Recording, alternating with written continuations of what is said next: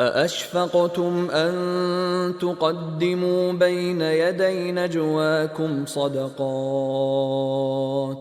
فإذ لم تفعلوا وتاب الله عليكم فأقيموا الصلاة وآتوا الزكاة وأطيعوا الله ورسوله والله خبير بما تعملون. Baik, yang pertama dari sudut apa? Dari sudut menjauhkan umat dari ilmu. Kenapa dia mulai dari situ, dibuat jauh dari ilmu? Supaya orang menjadi jahil, tidak paham agama. Tidak paham agama.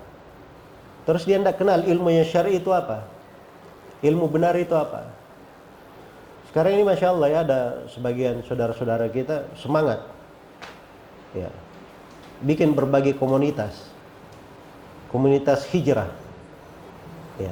Jadi saya tahu hijrah kemana dia ya. Jelas ya. Jadi maksudnya ada hal yang bagus dulunya, misalnya ada yang pemusik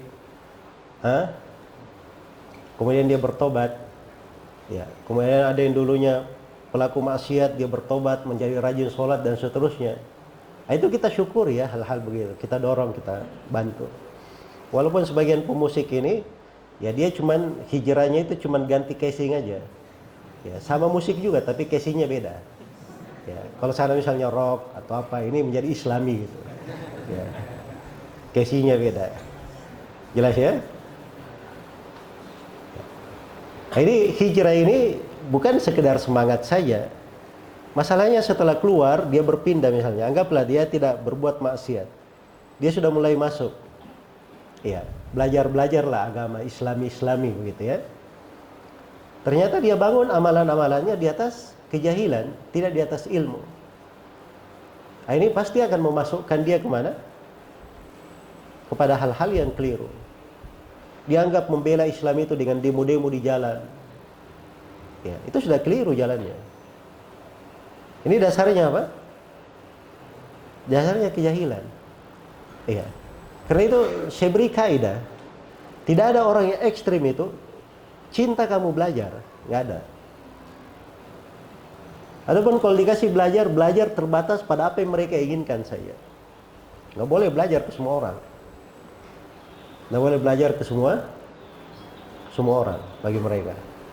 Orang-orang yang menyampaikan kebenaran, al-haq, itu jangan kamu ke sana. Ya. Baik.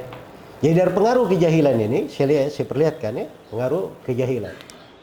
Didoktrin supaya dia jauh dari ilmu syar'i. Ilmu syar'i itu di mana? Baca saja di internet. Kalau ada sesuatu lengkap semua di internet. Ilmu syar'i itu apa? Ya, cari aja orang-orang yang kita kenal lah. Kalau bahasanya Imam Samudra, ada namanya ulama ahli thugur.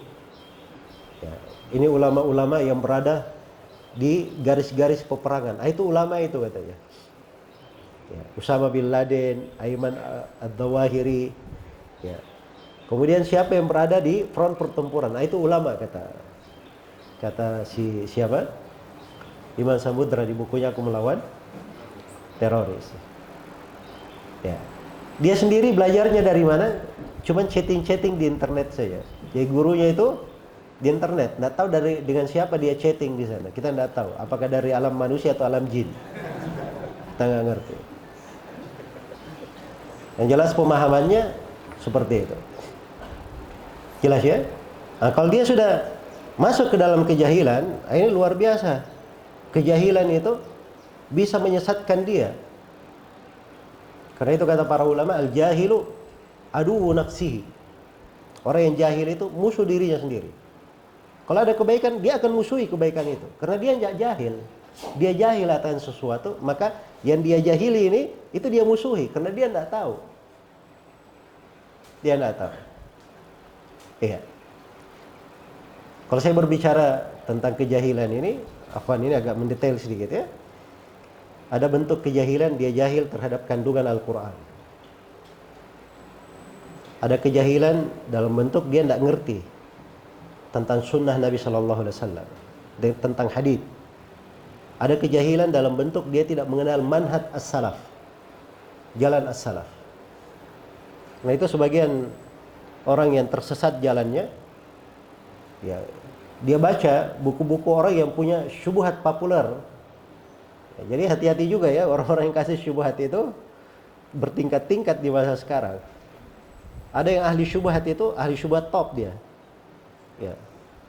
Itu yang dijaring sama dia kelas-kelas tertentu. Orang-orang yang hafal Quran, hafal Bulughul Maram, hafal ini, banyak hafalannya. Ya. Banyak hafalannya. Ini yang dia jaring. Dikasih syubhat top. Kenapa? Karena dia tidak mengerti manhaj salaf. Satu saja ini ya. Dibawakan untuknya ucapan Al-Hafidz Ibnu Hajar. Ibnu Hajar berkata, "Qad kana al-khuruj madhhaban li ba'd salaf." Bahwa khuruj, kudeta terhadap pemerintah itu dulu adalah sebuah madhab di kalangan as-salaf. Wah, langsung keblinger orang ini. Wah, kalau begitu bisa juga ya. Ya, dikasih doktrin ini pemerintah sekarang begini-begini. Wah, betul keterlaluan ini. Kita harus sikat. Itu kan sudah masuk dia di doktrinnya. Jelas ya? Ini bahaya-bahaya yang besar. Dan dia jahil, nggak ngerti. Ibnu Hajar rahimahullahu ta'ala keliru dalam ucapan itu. Keliru rahimahullah. Dan itu tidak ada yang menyetujui ya. Ini kan kekeliruan sebagian ulama. Dia tidak ngerti. Dari mana? Kenapa dia ngerti? Dia tidak pernah belajar. Ya, jahil. Kalau dia baca madhab as-salaf, itu lengkap di buku-buku as-salaf. Sebelum Ibnu Hajar, semuanya menukil kesepakatan. Tidak ada silang pendapat.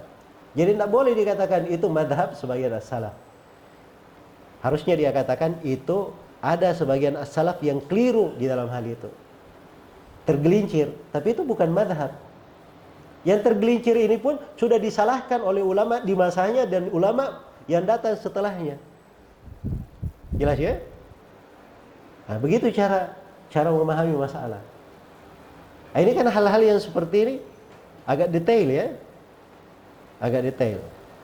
Jadi kalau sebagian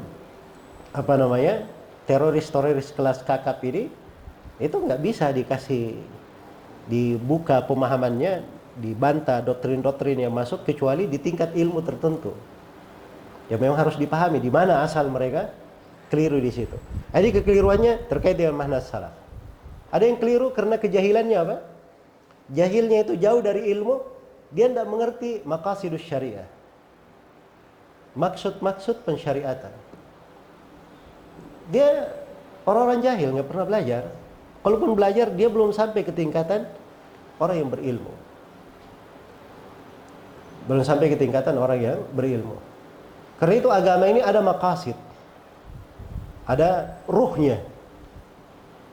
Ada ruhnya. Itu dipahami oleh ulama Islam. Iya. Makanya santai mereka di dalam menghukumi berbagai kasus dibangun di atas maqasidus syariah. Dibangun di atas maqasidus syariah. Contohnya misalnya Liz bin Abdis Salam. Beliau terangkan dari maksud jihad fi sabilillah. Kata beliau, maksud jihad fi sabilillah adalah untuk meninggikan kalimat Allah di atas muka bumi dan membawa maslahat untuk manusia. Karena itu peperangan apa saja yang akan melahirkan kekacauan di tengah manusia, melahirkan kekalahan untuk umat Islam, melahirkan kejelekan untuk umat Islam, maka itu adalah hal yang tidak disyariatkan. Ini ilmu maqasid namanya. Jadi kalau dia paham ini saja, tidak mungkin dia akan melakukan peledakan-peledakan itu. Iya, sebab itu bukan perbuatan seorang manusia yang berakal. Itu perbuatan syaitan yang penuh dengan dendam. Hal-hal yang seperti itu. Jadi kebencian yang mewarnainya bukan lagi timbangan syariat. Benci. Dan itu tidak benar ya. Di dalam syariat Islam itu tidak ada yang seperti itu. Asalnya kejahilan terhadap maqasidus syariah. Dan ini banyak ya dan ini juga pembahasan khusus ya di ilmu. Baik. Bahkan kata Imam Syatibi tidak boleh ada yang memberi fatwa kalau dia tidak mengetahui maqasidus syariah. Dia paling tidak pernah belajar ilmu maqasidus syariah walaupun dasar-dasarnya. Iya. Kemudian kadang dia tidak mengetahui apa sunnah-sunnah Rabbani yang berjalan di dalam Islam. Ada ketentuan sunnah-sunnah yang terpelihara, terjaga. di dalam agama. Seperti Islam ini dari sunnah yang dijaga sekali adalah persatuan, kebersamaan. Ya. Terjadi fitnah apapun, Rasulullah sallallahu alaihi wasallam bersabda, "Talzam jama'atal muslimin wa imamahu." Kamu komitmen bersama jemaah kaum muslimin dan kepala negara mereka. Iya. Itu kan kaidah, sunnah namanya Rabbaniyah. Ya kalau dia pegang sunnah ini, dia santai. Indonesia ini ribut apapun yang terjadi, Nabi kaidahnya apa? Kamu tetap bersama negara, dipimpin oleh kepala negara, selesai. Ya. Nggak usah sibuk memikirkan ini benar atau tidak, ya, apa kritikannya dan sebagainya. Ya, itu bukan urusan kalian. Mau jadi politikus semua, jelas ya. Nah, itu urusan-urusan seperti ini, itu ada sudut-sudut melihatnya juga. Nah, ini yang perlu saya ingatkan juga di sini. Dari bentuk kejahilan, dia jahil terhadap tingkatan-tingkatan hukum dan kedudukan-kedudukan manusia. Iya. Di dalam umat ini itu diatur di dalam agama. Ada namanya pemerintah, ada namanya ulama, ada namanya orang tua, ada namanya tetangga, ada namanya apa? Tamu. Iya. Ini semuanya ada hukum-hukumnya di dalam agama. Pemerintah itu ada hak-haknya khusus. Sebagaimana rakyat juga ada hak-haknya.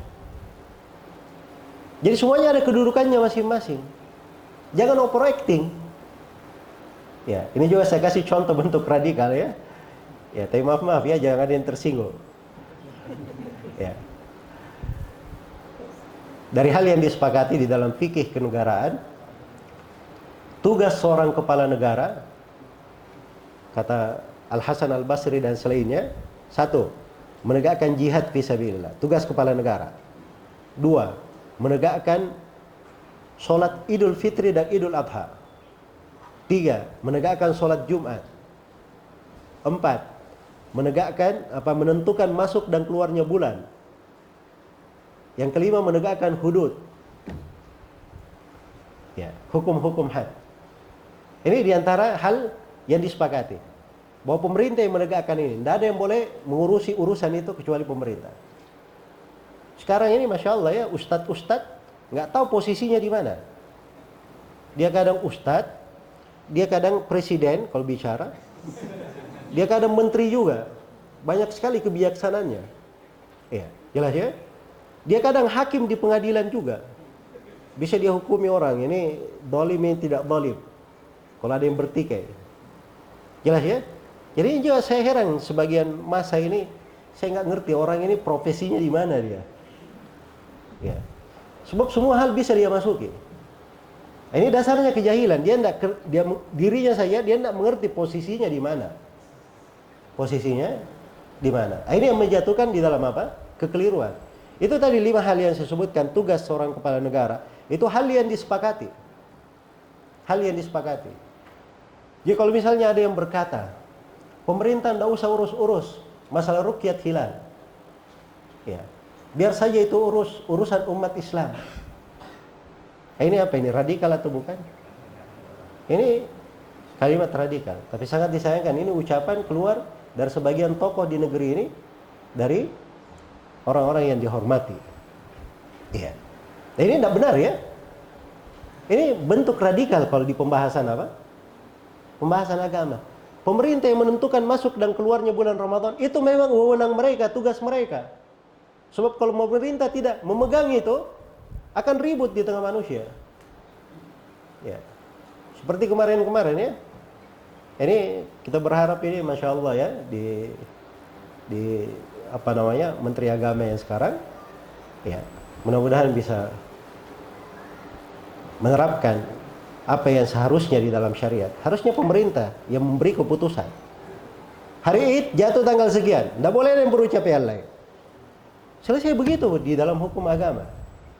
Yang tidak setuju, dia ikut pemerintah, walaupun dia tidak setuju. Saya misalnya lihat hilal hari ini. Saya lihat hilal mata kepala saya. Ya, pemerintah tidak terima. apa yang saya lihat.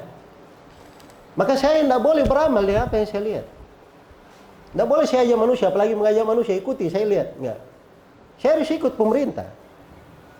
Itu hukum di dalam syariat. Menjaga kebersamaan, kesatuan. Nah, ini kan jahil terhadap masalah-masalah yang seperti ini bisa menyebabkan perselisihan dan perpecahan atau tidak? Ya terjadilah. Masa kita kadang di sebagian waktu sedih juga melihat sholat id kok 2 kali. Ya. Sholat idnya apa? 2 kali. Dan yang terjadi setiap tahun ada sebagian kelompok yang aneh-aneh. Ada yang sholat id 2 hari sebelumnya, ada yang sholat id sehari sebelumnya. Nah, ini kalau dia terjadi di masa Abu Bakar, Umar, Utsman, Khulafa ar-Rasyidin, ini orang-orang tidak ada lagi yang nongol batang hidungnya. Ya. Karena harus diberi sanksi oleh pemerintahan. Itu merusak perpecahan namanya. Harus diberi sanksi di dalam hal tersebut. Jelas ya? Baik. Jadi ini dasar-dasar ya di antara hal. Kejahilan itu ya itu memang dimanfaatkan. Jadi kalau umat ini dibuat jahil terhadap agamanya, ya memang seperti itu. Jadi datanglah orang-orang, dia beri ya dari syubhat-syubhat seputar ilmu. Ya, makanya orang-orang ini kalau dia sudah lemparkan syubhat, nanti kalau ada yang meluruskan, dia nggak mau diluruskan. Alasannya keren. Ya, beradablah kalau meluruskan orang, tabayun dulu. Ya. Jadi bahasanya itu bahasa bagus. Jadi seakan-akan yang meluruskan ini salah semuanya, keliru semuanya. Ya. Jelas ya? Ini kita harus tahu ya. Ada metode-metode yang dipakai oleh orang-orang, cuman orang nggak begitu kelihatan. Ya. Dan seperti ini itu bukan hal yang baru, sudah lama yang kayak gitu, sudah basi. Ya. Terjadi dari masa dahulu. Hanya perlu saya ingatkan. Jadi ini dasar yang pertama, dibuat jauh dari apa? Ilmu syariat.